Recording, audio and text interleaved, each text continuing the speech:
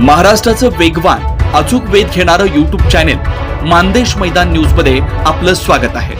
आपली बोली आपली भाषा। जलसंपदा विभागाचे क्षेत्रीय कार्यालय सांगोला इथं लवकरच होणार आमदार डॉक्टर बाबासाहेब देशमुख यांची माहिती।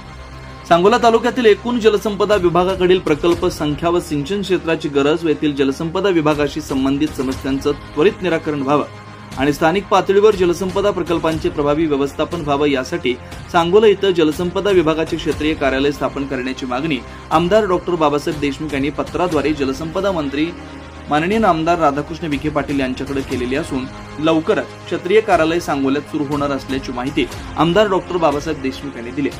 सध्या या क्षेत्रातील नागरिकांना आणि शेतकऱ्यांना प्रशासकीय कामांसाठी दूरवरच्या कार्यालयात जावं लागतं, ज्यामुळे वेळ आणि खर्च वाढतो। त्यामुळे क्षेत्रीय कार्यालय सांगोल्यात झाल्यानं जलसंपदा प्रकल्पांचं स्थानिक पातळीवर नियोजन आणि अंमलबजावणी करणं तसंच सिंचन पाणीपुरवठा या संबंधित तक्रारींचं जलद निराकरण करणं तसेच स्थानिक शेतकरी आणि नागरिकांना तांत्रिक व प्रशासकीय सहाय्य त्वरित उपलब्ध होणार आहे।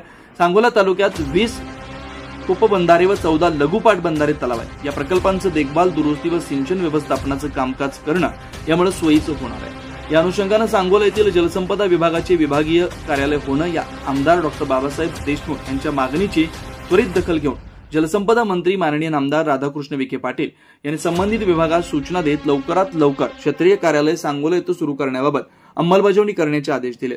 मंत्री महोदयांनी तात्काळ अंमलबजावणीचे आदेश दिल्यानं आमदार डॉक्टर बाबासाहेब देशमुख यांनी त्यांचे आभार मानले। आपल्या चॅनेलवर नवनवीन बातम्या पाहण्यासाठी लाईक, शेअर आणि सबस्क्राइब करायला विसरू नका।